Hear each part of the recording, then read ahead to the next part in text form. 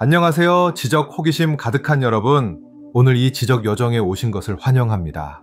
오늘은 현대 시대에서 가장 영향력 있는 철학자 중 한 명, 이마누엘 칸트라는 거인을 만나볼 시간입니다. 그의 저작들은 혁명적인 만큼이나 난해하며 철학의 판도를 영원히 바꿔놓은 인물이죠.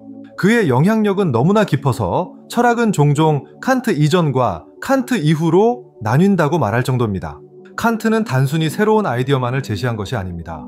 그는 사고에 있어 코페르니쿠스적 전회를 제안했죠. 코페르니쿠스가 지구를 우주의 중심에서 옮겨 놓았듯이 칸트는 인간을 중심에 놓았습니다. 우리를 세상의 수동적인 관찰자로만 보던 시각에서 벗어나 우리 자신의 현실을 적극적으로 구성하는 건축가로 탈바꿈시킨 것이죠. 이것이 바로 우리의 마음이 세상을 단순히 보는 것을 넘어 세상을 만들어가는 이야기입니다. 칸트가 답하려 했던 위대한 질문은 우리 모두를 따라다니는 질문입니다. 우리는 무엇을 확실하게 알 수 있을까요? 우리의 이성은 어떻게 작동할까요? 우리가 알 수 있는 것에는 한계가 있을까요?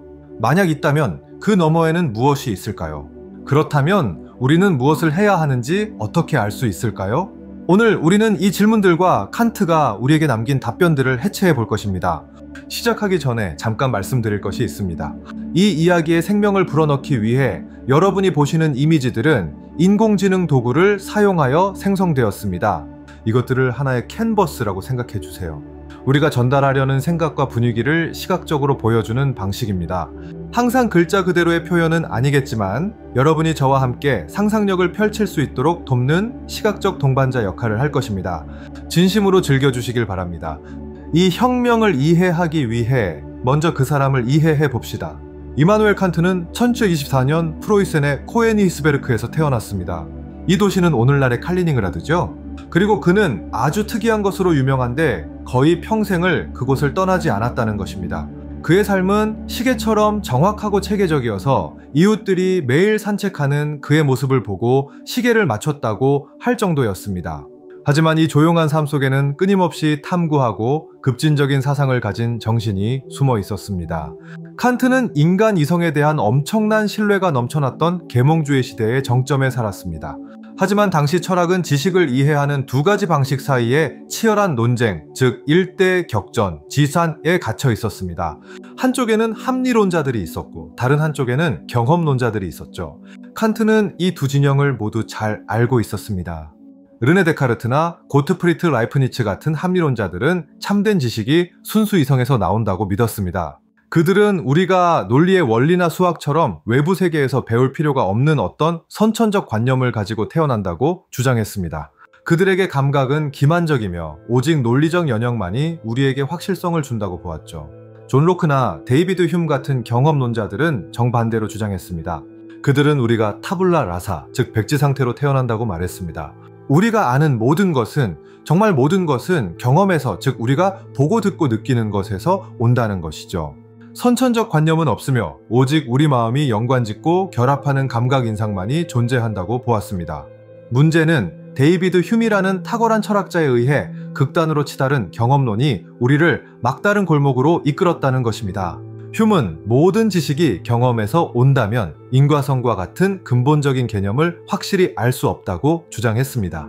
우리는 원인 자체를 본 적이 없고 그저 한 사건 당구공 A가 부딪히는 것, 이 다른 사건 공 B가 움직이는 것, 뒤에 따라오는 것만을 볼 뿐이라는 거죠. 휴은 인과성이 그저 습관일 뿐, 우리 마음의 기대일 뿐이지 우주의 법칙이 아니라고 말했습니다. 이는 보편적인 법칙에 기반하는 과학에는 재앙과도 같았습니다. 칸트는 휴메의 주장을 읽고 자신의 말에 따르면 이것이 나의 독단적인 잠을 깨웠다고 했습니다. 그는 합리론자들과 경험론자들 모두 일리가 있는 부분도 동시에 틀린 부분도 있다는 것을 깨달았습니다. 여기서 칸트의 역작인 순수이성 비판이 시작됩니다. 그의 해결책은 한쪽 편을 드는 것이 아니라 양쪽을 종합하는 것이었습니다. 그는 그의 가장 유명한 문구 중 하나를 제시했습니다. 나해용 없는 사유는 공허하고 개념 없는 직관은 맹목이다. 이 문구를 하나하나 파헤쳐 봅시다.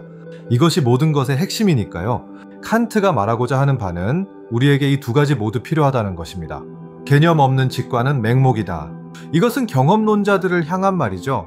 네, 우리에게는 경험, 즉 감각 데이터 직관가 필요합니다. 이것이 없다면 우리의 사유는 무엇에 대해 생각할지 알 수 없습니다. 만약 우리에게 순수 이성만 있다면 현실 세계에 대해 아무것도 알 수 없을 것입니다. 내용 없는 사유는 공허하다. 이것은 합리론자들을 향한 말입니다. 네, 우리에게는 이성, 즉 개념이 필요합니다. 하지만 만약 우리에게 경험만 있고 그것을 조직할 정신적 구조가 없다면 우리는 그저 무의미한 감각의 혼돈, 즉 번잡하고 시끄러운 윙윙거림만을 가지게 될 것입니다. 우리는 관념이나 법칙, 과학을 형성할 수 없을 것입니다. 여기서 코페르니쿠스적 전회가 일어납니다. 칸트는 말했습니다. 우리의 마음이 세상을 단순히 반영하는 수동적인 거울이라고 가정하는 것을 그만두자. 그 반대를 가정하자. 우리의 마음이 우리가 경험하는 현실을 구조화하는 능동적인 주체라고 가정하자. 지금까지는 모든 인식이 대상에 일치해야 한다고 가정되어 왔다. 하지만 대상이 우리의 인식에 일치해야 한다고 가정하면 어떨까? 이렇게 상상해 보세요. 우리는 세상을 있는 그대로 보지 않습니다. 우리의 정신적 필터가 허락하는 대로 세상을 봅니다. 우리의 마음은 감각의 혼돈 위에 질서를 부여합니다. 그리고 이 질서는 모든 인간에게 보편적입니다. 세상이 원래부터 질서 정연한 것이 아니라 우리의 마음이 세상을 이해하기 위해 질서를 부여하는 것입니다. 이를 증명하기 위해 칸트는 몇 가지 중요한 구별을 도입합니다. 첫 번째는 선험적 아프리오리, 지식과 경험적 아포스테리오리, 지식 사이의 구별입니다. 들리는 것보다 간단합니다. 경험적이란 경험 후를 의미합니다. 세상에서 얻는 지식이죠. 예를 들어 하늘은 파랗다거나 불은 뜨겁다와 같은 것입니다. 하늘을 보거나 불을 만져본 후에야 알 수 있는 것이죠. 선험적이란 경험 전을 의미합니다. 어떤 경험과도 독립적인 지식입니다. 보편적이고 필연적이죠. 예를 들어 2 더하기 무는 4다 또는 어떤 대상도 같은 장소에서 동시에 빨간색과 파란색일 수 없다와 같은 것입니다. 세상의 모든 대상을 일일이 확인하러 나갈 필요가 없습니다. 저는 오직 이성만으로 그것을 압니다. 흉과 같은 경험론자들은 선험적 지식이 세상에 대해 우리에게 아무것도 새로운 것을 알려주지 않는다고 말할 것입니다.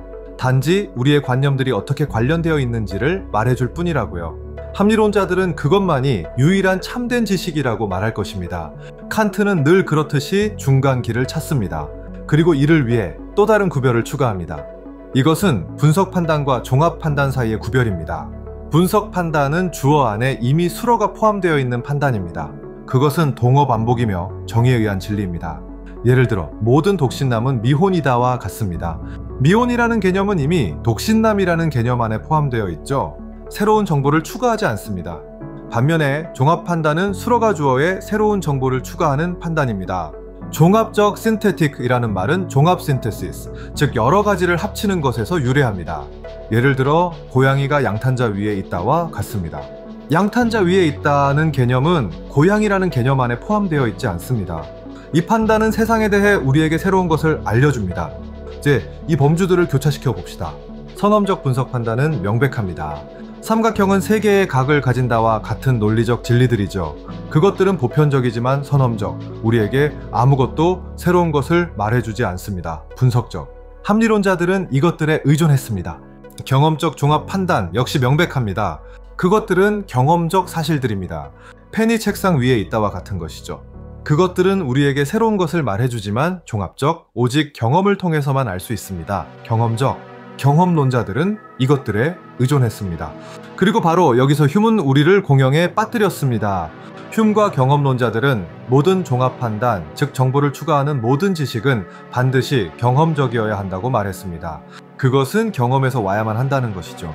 그러므로 우리는 세상에 대한 보편적이고 필연적인 선험적 지식을 가질 수 없습니다.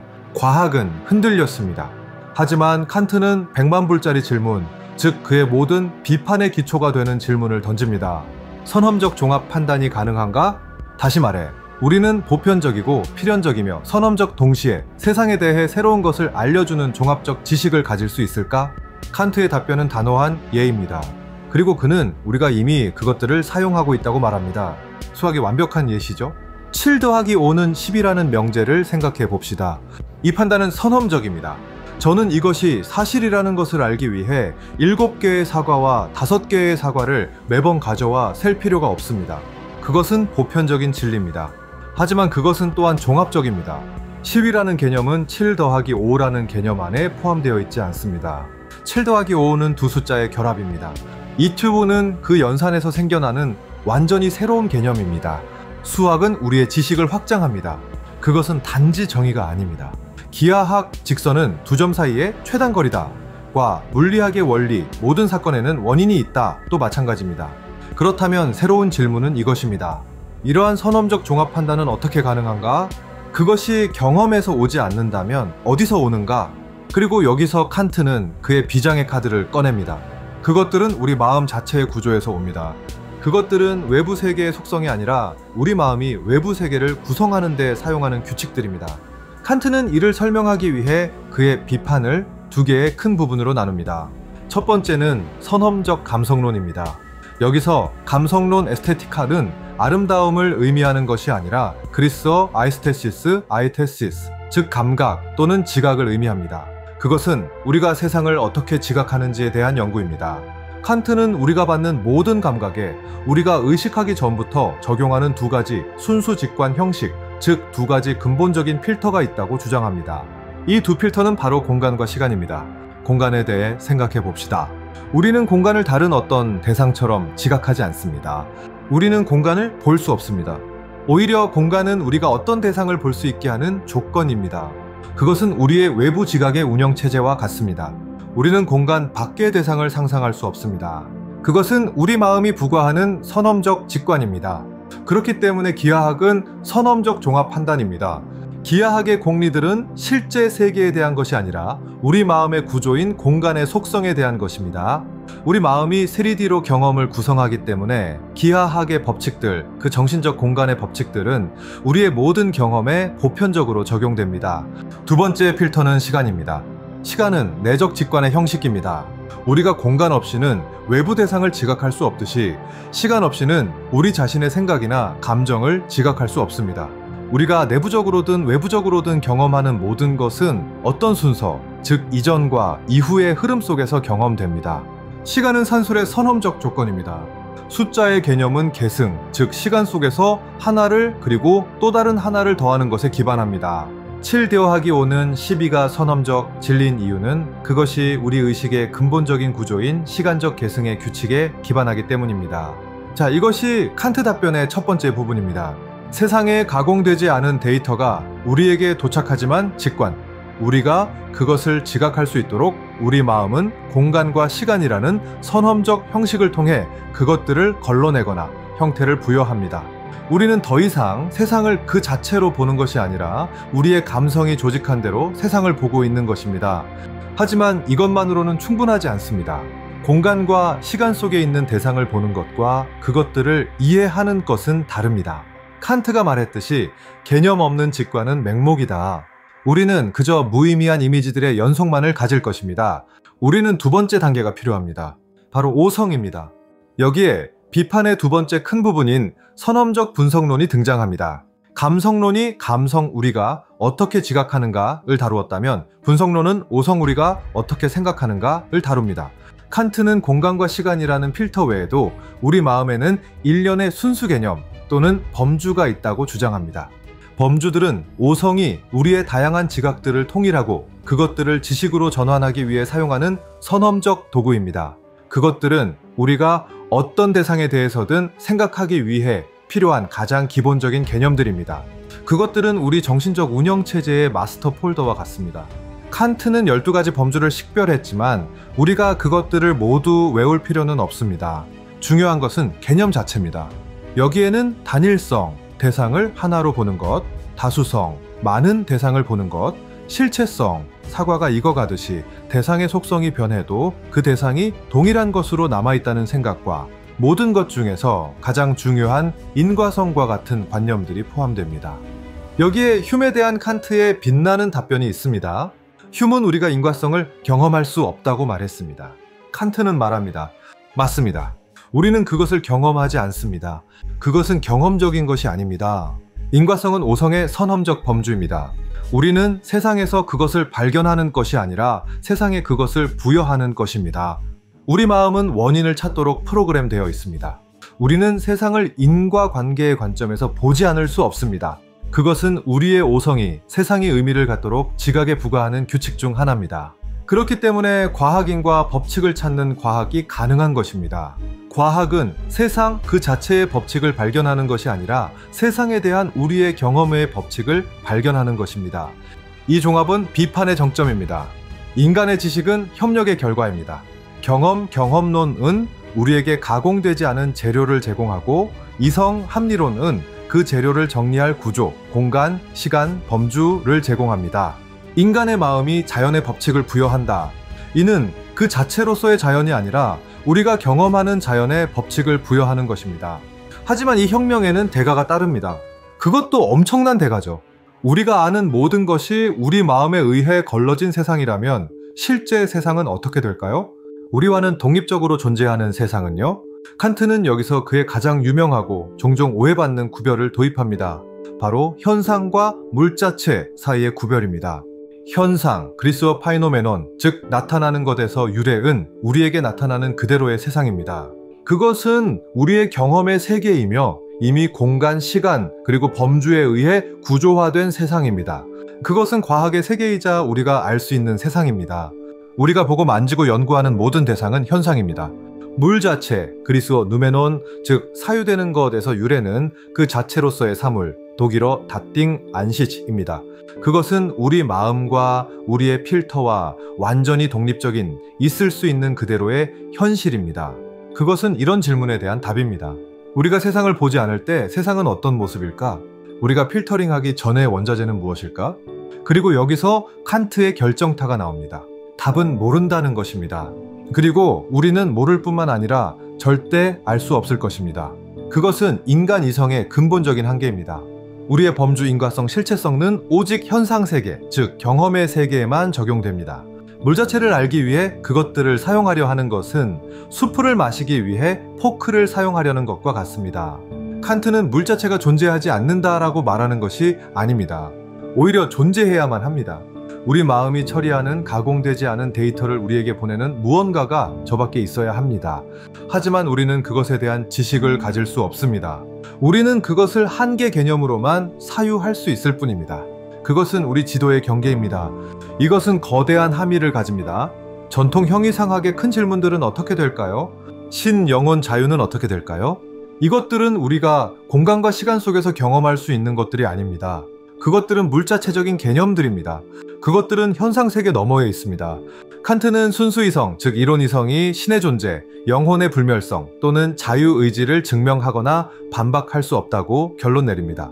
이성이 그렇게 하려 할 때 이성은 모순에 빠지는데 이를 칸트는 이율배반이라고 부릅니다.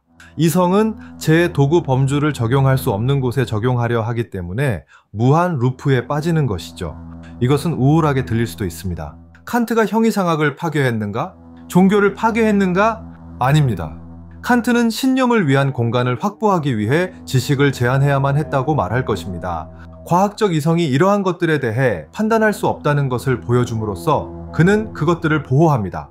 과학은 신을 반박할 수 없듯이 증명할 수도 없습니다. 칸트는 형이상학의 정문신이 무엇인지 아는 것을 닫았지만 뒷문을 열었습니다. 그리고 그 뒷문은 순수 이성 우리가 아는 것이 아니라 실천 이성 우리가 행하는 것입니다. 칸트의 철학은 여기서 끝나지 않습니다. 이제 막 시작되었을 뿐이죠. 순수 이성 비판, 나는 무엇을 알 수 있는가? 이후 칸트는 실천 이성 비판, 나는 무엇을 해야 하는가?을 저술합니다.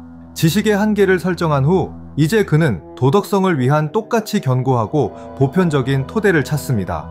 칸트는 종교나 문화, 개인적인 감정에 의존하지 않는 도덕 법칙을 찾습니다. 그는 범주와 마찬가지로 선험적인 도덕 법칙을 찾습니다. 이성이 스스로 발견할 수 있고 모든 이성적 존재에게 모든 장소와 모든 시간에 유효한 법칙이죠. 그는 이전의 윤리들을 거부합니다. 그는 공리주의, 최대 다수의 최대 행복 추구를 받아들이지 않습니다. 왜냐하면 결과는 예측 불가능하며 행복이라는 용어가 모호하기 때문입니다. 그는 아리스토텔레스의 윤리 덕 추구도 받아들이지 않습니다. 왜냐하면 덕 있는 것이 상황에 따라 달라질 수 있기 때문입니다. 칸트는 이렇게 묻는 것으로 시작합니다. 우주에서 예외 없이 선한 유일한 것은 무엇인가? 지능이 아닙니다. 악에 사용될 수 있습니다. 부도 아닙니다. 부패할 수 있습니다. 심지어 행복도 아닙니다. 잔인하면서도 행복할 수 있습니다. 오직 한 가지가 있습니다. 바로 선의지입니다. 선의지는 의무에 대한 존경심 때문에, 그리고 오직 그 때문에 행동하려는 의도입니다. 당신은 천국에 가기 위해, 벌금을 피하기 위해, 또는 스스로 기분 좋기 위해 선하게 행동하는 것이 아닙니다. 그것들은 타율적 동기, 즉 외부에서 오는 동기입니다. 당신은 그것이 옳기 때문에 선하게 행동합니다. 이것이 바로 도덕적 자율성입니다.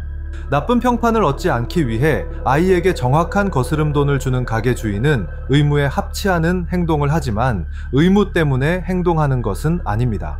그의 행동은 합법적이지만 도덕적이지는 않습니다. 아무도 보지 않고 아무것도 얻지 못하더라도 속이는 것이 잘못되었기 때문에 정확한 거스름돈을 주는 가게 주인, 그가 바로 의무 때문에 행동하는 것입니다. 그의 의지는 선합니다. 하지만 우리는 우리의 의무가 무엇인지 어떻게 알 수 있을까요? 칸트는 우리에게 그 도구를 제공합니다. 그것은 규칙 목록이 아닙니다.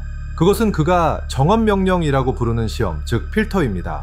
정언적 categorical이란 예외 없이 항상 적용된다는 것을 의미합니다.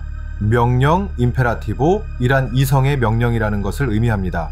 칸트는 이를 여러 가지 방식으로 정식화했지만 첫 번째이자 가장 유명한 것은 이렇습니다. 오직 네가 동시에 그것이 보편적 법칙이 되기를 의지할 수 있는 그런 준칙에 따라서만 행위하라. 이것은 보편성 시험입니다.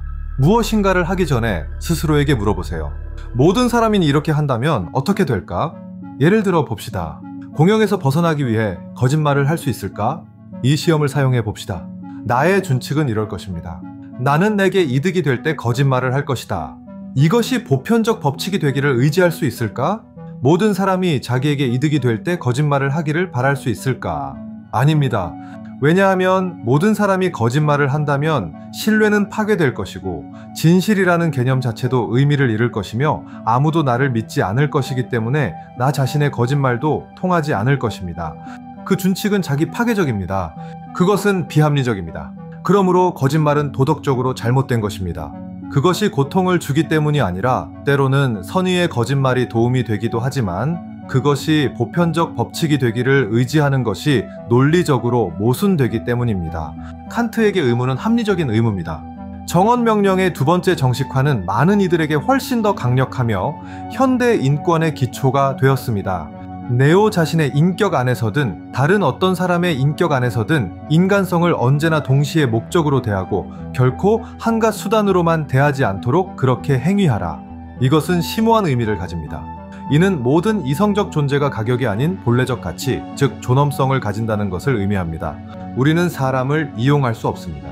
계산원을 지불수단으로 이용하는 것은 괜찮지만 그를 목적 존경심을 가지고 인간으로서 의로도 대하는 한에서입니다. 그러나 누군가를 속이거나 노예로 삼거나 조종하는 것은 그 사람을 단지 당신 자신의 목적을 위한 수단으로만 이용하는 것입니다. 그것은 사람을 인격체가 아닌 사물처럼 대하는 것입니다. 칸트는 이것이 자신에게도 적용된다고 말합니다. 당신은 자신을 수단으로 대할 수 없습니다. 당신은 자신의 존엄성과 합리성을 존중할 의무가 있습니다. 이 생각은 계몽주의 자유주의와 우리의 현대적인 양도 불가능한 권리 개념의 초석입니다. 이제 칸트는 마침내 물자체에 대한 질문들로 돌아갈 수 있습니다. 신자유 그리고 영혼? 그는 우리가 그것들을 알 수는 없지만 도덕성의 의미를 가지려면 그것들을 가정해야 한다고 말합니다. 실천 이성이 그것들을 요구하는 것입니다. 예를 들어 자유를 생각해 봅시다. 도덕성이 존재하고 우리가 우리의 행위에 책임질 수 있으려면 우리는 자유로워야만 합니다. 만약 우리가 그저 인과관계의 기계현상 세계처럼 이에 불과하다면 의무는 의미가 없을 것입니다. 우리는 돌에게 떨어져야 한다고 말하지 않습니다. 윤리는 우리가 자유를 가정할 것을 요구합니다. 비록 우리가 그것을 과학적으로 증명할 수는 없더라도 말입니다. 신과 불멸성도 마찬가지입니다. 칸트는 이성이 덕이 행복으로 보상받는 완전한 정의를 요구한다고 주장합니다. 우리는 현상 세계에서 이것이 일어나지 않는다는 것을 분명히 봅니다. 그러므로 이 정의 최고선가, 실현될 수 있는 신의 존재와 내세, 물자체, 세계를 가정하는 것이 합리적입니다. 결론적으로 칸트는 신을 증명하지 않습니다. 그는 신을 실천 이성의 필수적인 요청으로 만듭니다. 도덕성은 신에 기반하지 않습니다. 나는 신이 그렇게 말했기 때문에 선하게 행동하는 것이 아닙니다. 오히려 도덕성이 우리를 신을 요청할 필요성으로 이끌죠. 그것은 완전한 역전입니다. 칸트 사상의 범위는 여기서 멈추지 않았습니다. 그의 만년에 그는 영구 평화론이라는 에세이에서 정치에 대해 썼습니다. 그 안에서 그는 자신의 합리적인 사상을 국제관계에 적용하여 국제자유주의의 아버지 중 한 명이 되었습니다. 그는 항구적인 평화는 오직 공화국, 오늘날 우리가 자유민주주의 국가라고 부르는 것 사이에서만 가능하다고 주장했습니다. 공화국에서는 전쟁으로 고통받는 시민들이 결정권을 가집니다. 그는 분쟁을 전쟁이 아닌 법률로 해결하는 자유로운 국가들의 연방을 제안했습니다. 그는 국제연맹과 유엔의 지적 선구자입니다. 그리고 그의 세 번째 위대한 비판인 판단력 비판이 있습니다. 여기서 칸트는 미학, 즉 취미 판단을 탐구합니다. 그는 질문합니다. 우리는 왜 어떤 것들을 아름답다고 느끼는가? 아름다움은 객관적인가? 사물 안에 있는가? 아니면 주관적인가? 보는 사람의 눈에 있는가? 늘 그렇듯이 칸트는 종합합니다. 아름다움에 대한 판단은 주관적이지만 그것은 개념이 아니라 감정입니다. 동시에 우리는 그것이 보편적이라고 기대합니다. 우리가 이것은 아름답다고 말할 때 우리는 단지 나는 이것을 좋아한다고 말하는 것이 아니라 다른 사람들도 그것을 아름답다고 느껴야 한다고 기대합니다. 칸트에게 아름다움은 우리의 상상력과 오성 사이의 자유로운 유희에서 발생하는 즐거움의 감정입니다. 그것은 무언가가 우리 마음을 위해 만들어진 것 같다는 느낌입니다. 하지만 칸트는 또한 숭고에 대해서도 이야기합니다. 숭고는 아름답고 조화로운 것이 아닙니다. 그것은 압도적이고 우리를 초월하는 것입니다. 거대한 폭풍, 끝없는 태양, 구름 속으로 사라지는 산맥 같은 것이죠. 숭고는 우리에게 먼저 고통을 줍니다. 우리는 우리의 육체적 미미함을 느낍니다. 하지만 곧 기쁨을 줍니다. 우리의 이성과 도덕적 능력이 자연의 어떤 힘보다도 우월하다는 것을 깨달으면서 말입니다. 칸트의 유산은 간단히 말해 현대세계 그 자체입니다. 그의 사상과 마주치지 않고는 철학, 법, 과학 또는 예술을 공부하는 것이 불가능합니다. 그는 과학의 한계를 설정했지만 그렇게 함으로써 과학의 가장 견고한 토대를 제공했습니다. 그는 휴메 회의주의로부터 지식을 구원했습니다.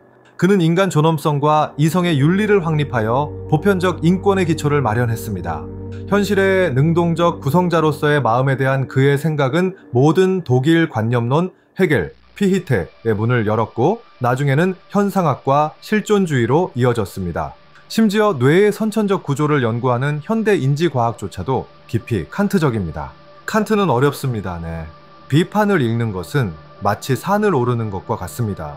하지만 정상에서 우리가 발견하는 것은 우리 자신에 대한 변혁적인 시각입니다. 칸트는 우리에게 인간이성의 사용자 매뉴얼을 주었습니다. 그는 우리가 단순한 수동적인 관찰자가 아니라는 것을 가르쳤습니다. 우리는 우리 자신의 우주의 입법자입니다. 우리의 마음은 거울이 아니라 등불입니다. 세상을 비추고 형태를 부여하며 단순히 반영하는 것이 아닙니다. 그는 도덕성이 외부 명령이 아니라 우리 자신의 이성의 목소리라는 것을 가르쳤습니다. 그는 우리에게 그 자체로 목적인 존재로서의 존엄성을 부여했습니다. 그는 우리에게 감히 알려고 하라 사페레 아우데, 즉 다른 사람의 인도 없이 우리 자신의 이성을 사용하라고 도전했습니다. 그것이 계몽주의의 좌우명이며 그의 철학의 핵심입니다. 칸트의 코페르니쿠스적 전회는 여전히 울려 퍼집니다. 그것은 실제의 세계에 대해 우리가 무엇을 알 수 있는지에 대해 겸손하게 만들지만 동시에 우리가 확실히 아는 세상, 즉 우리의 지각과 개념으로 매일 구성하는 세상에 대해 책임감을 느끼게 합니다. 그러니 다음에 세상을 볼 때 칸트를 기억하세요. 당신이 단지 보고 있는 것이 아니라 창조하고 있다는 것을 기억하세요. 당신은 공간, 시간, 인과성을 적용하고 있습니다.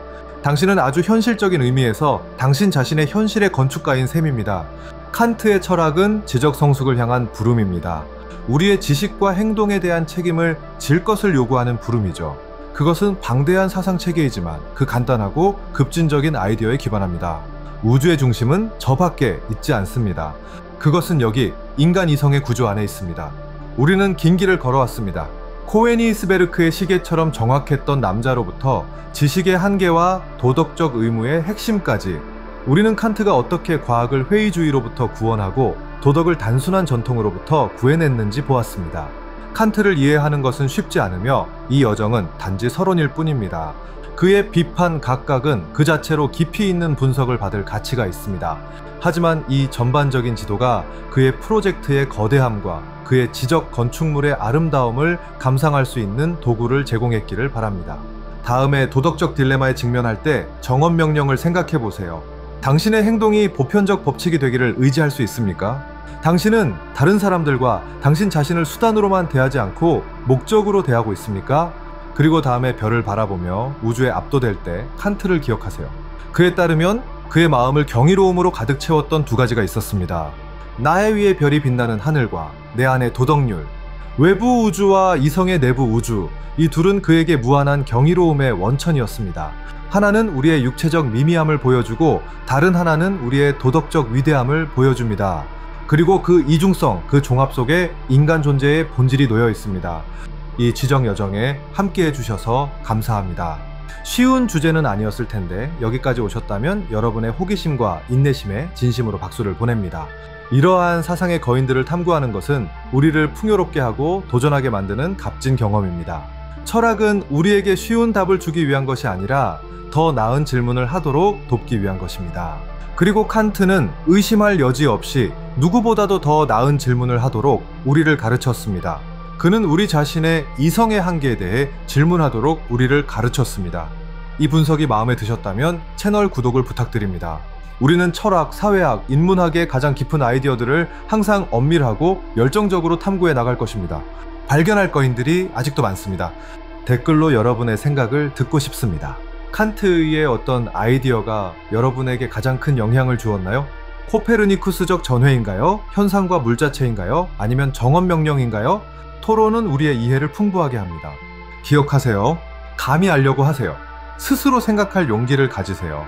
다음번에 만나요. 지적 호기심 가득한 여러분,